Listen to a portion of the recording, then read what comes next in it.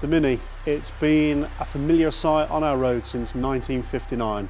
Today we're going to chat about the common issues on the BMW version produced from 2001.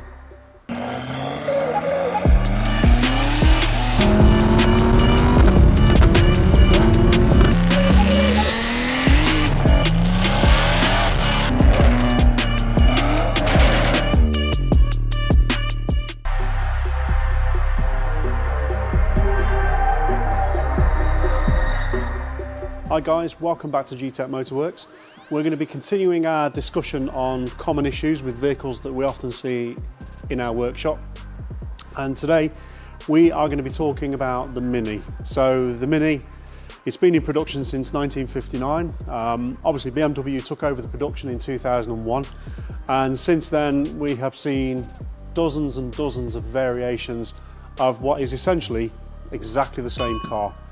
So there's several engines fitted in these Minis. We have petrol, we have diesel, and we have supercharged, turbocharged, normally aspirated. And we're going to just run over a couple of the common problems that we see on these engines. So probably by far the most common engine we see is going to be the petrol engine.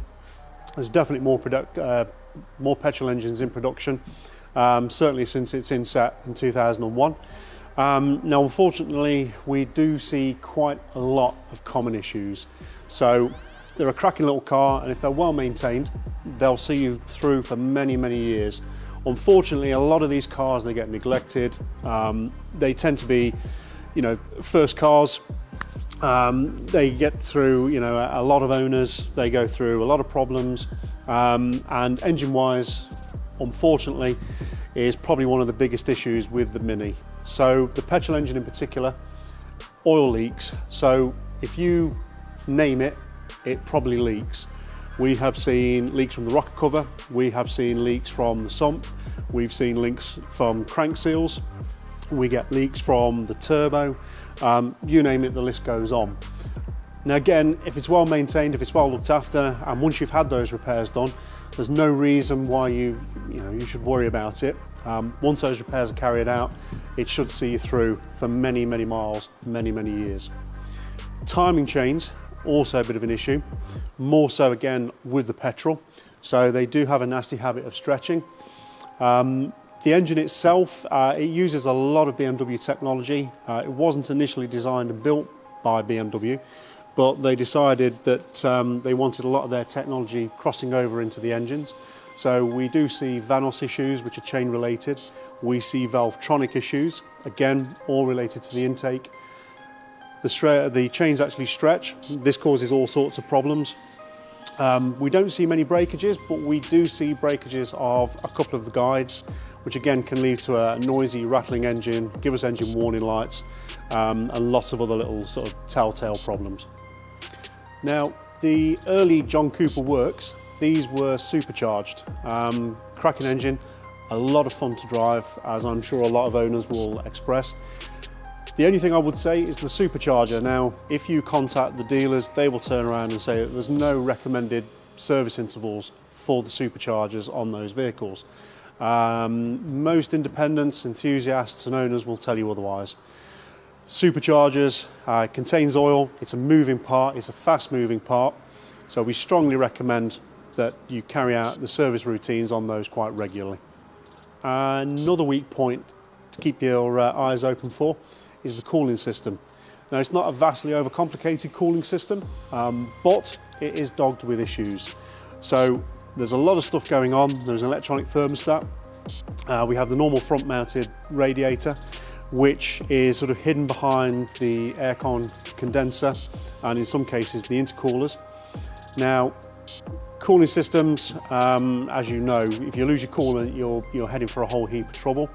And sadly, we do see a lot of these in for head gasket issues.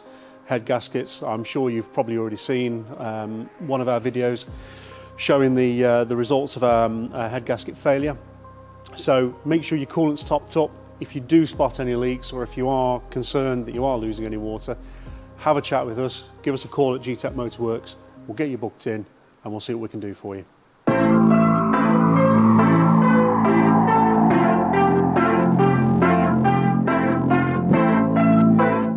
So now we're going to move on to the other mechanical issues that we see quite a few of on these vehicles.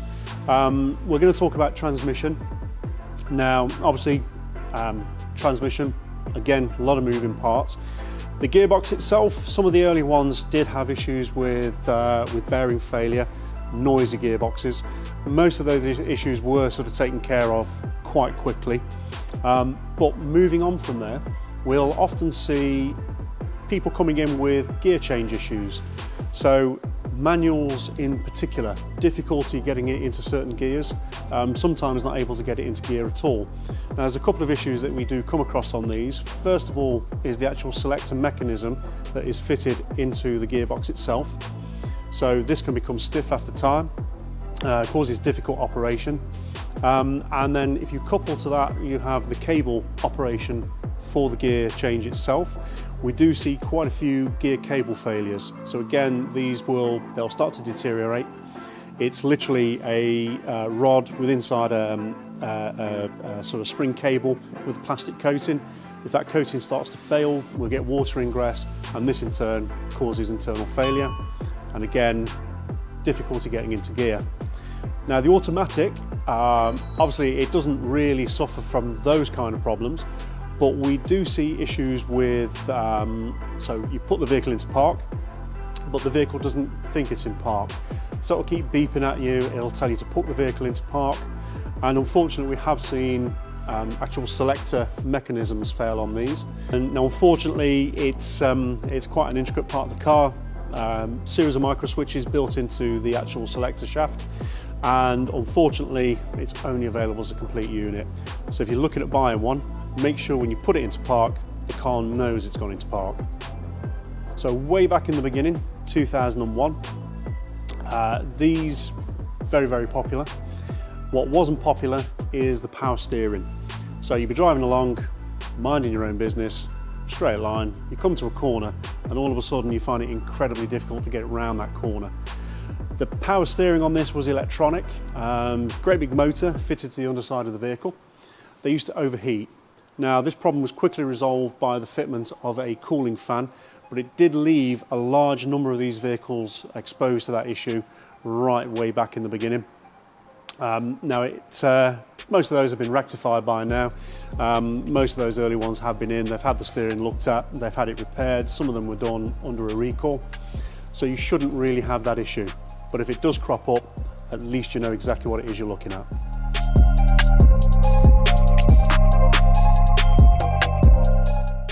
So I think now's a good time to talk about the electrical system on these cars. Now, as I say, a lot of the influence from these obviously come from BMW, and a lot of that technology from BMW crossed over into the Mini. Now, this is great because it gave small car owners big car appeal. Particularly things like the onboard computers. We have things like tyre pressure monitoring systems. We have quite an advanced airbag system. Not to mention traction control, ABS, and most of the safety features that we now take for granted.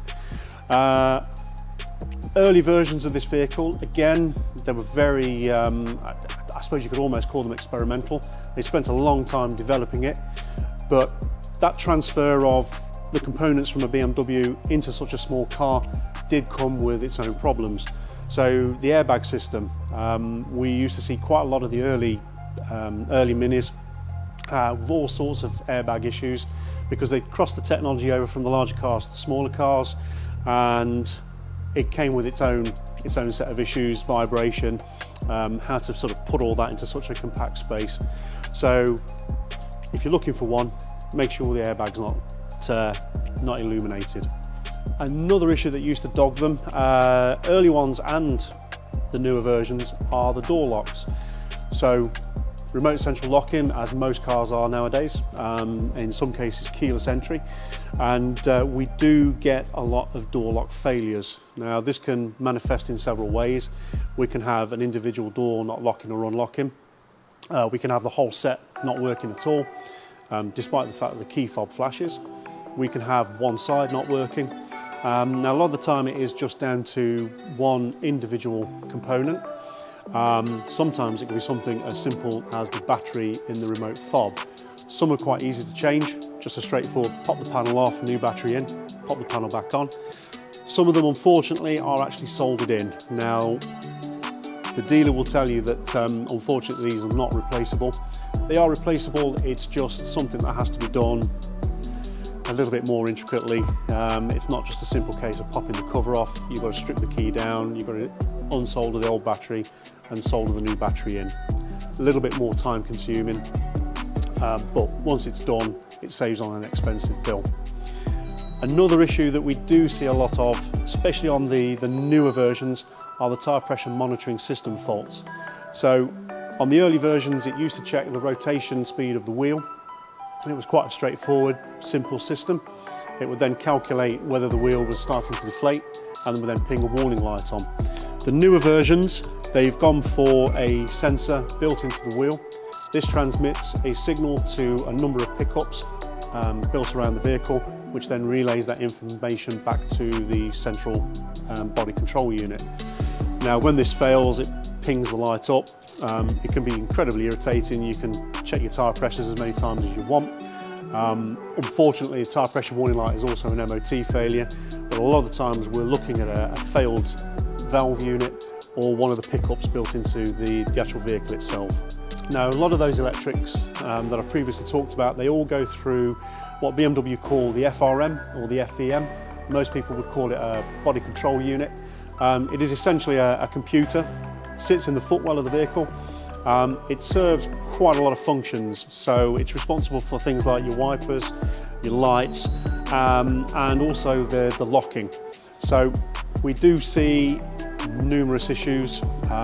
We have had vehicles in recently with headlights not working at all. We've had them with no central locking, and we've had them with the wipers not working. And generally speaking, most of this can all be traced back to the FRM or the central control unit. Once it's replaced and coded in, should give you plenty more years of trouble-free motoring. Right, so when you say the word Mini, it brings a smile to a lot of people's faces. It is an iconic design, it's been with us a long time. Don't let these common faults put you off. These are a fantastic little car. They're incredible to drive. There is literally thousands of different variations. The earlier ones in particular were very customizable, and they are a great fun car. So I'm glad you joined us today for this video. We look forward to bringing you a lot more. So if you found this fascinating and you can't wait for the next one, click on the like, click on the subscribe, don't forget to share, and we'll see you again on the next time at GTEC Motorworks.